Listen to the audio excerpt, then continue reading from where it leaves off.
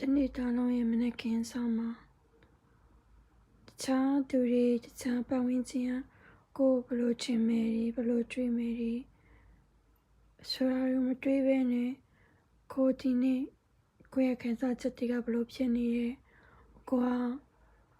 ဘာတွေလုပ်ချင်နေရဲကိုဘာတွေဖြစ်ချင်နေရဲကိုယ့်ရဲ့ခံစားချက်လေးတွေကဘလို့ဖြစ်နေလဲဆိုတာကိုအရင်ဆုံးသိအောင်လုပ်တာကကောင်းတယ်လို့ထင်တယ်ပေါ့နော်ဘာလို့လဲဆိုတော့သူများရဲ့ကိုဘလို့တွေးရဲသူများရဲ့ကိုဘလို့ထင်နေဆိုတာကကိုယ့်ရဲ့တိုးတက်မှုပြောင်းလဲမှုကိုယ့်ရဲ့ဖြစ်တည်မှုတွေမှာကအကျုံးမသက်ရောက်နိုင်ပေမဲ့ကိုယ့်ရဲ့စိတ်ကဘလို့ဖြစ်နေလဲဆိုတော့ကိုယ်တိုင်ကတေချာသိမှပြောင်းလဲနိုင်မယ်တိုးတက်အောင်လုပ်နိုင်မယ်ကိုယ်စိတ်လေးငြိမ်းချမ်းမှုကိုဘာတွေလုပ်ပေးရမလဲဆိုတော့ပိုသိမယ်ပေါ့နော်အဲ့ဒါကြောင့်မလို့အခုဒီ2026ခါနေစပြီးတော့ကြတော့မနက်ခင်းတိုင်းမှာကိုယ့်ရဲ့အတွေ့တွေကိုစာတွေဖြစ်နေပြောင်းပြီးတော့ထုတ်ရကြည့်မယ်အဲ့မှာကိုဘယ်အရာလေးကိုဝယ်နေတယ်အဲ့ဝယ်နေတဲ့အရာနဲ့ပတ်သက်ပြီးတော့ဘယ်လိုမျိုးလေး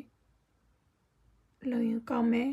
ဒီအရာတွေကတော့မြေဖြောက်လိုက်လို့ရတယ်ဒီအရာတွေကတော့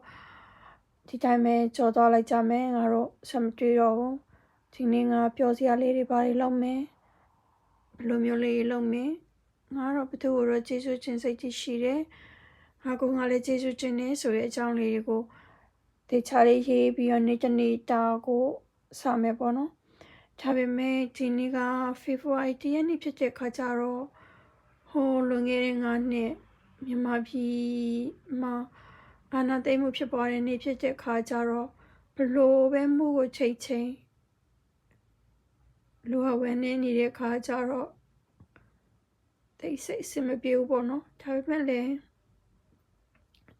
တခါတလေလည်းဝယ်နေလို့ရပါတယ်ဒီအာဏာသိမ်းမှုဖြစ်စဉ်လောက်ဝယ်နေစရာကောင်းတဲ့အရာကဘယ်ရှိမှလဲလीနော်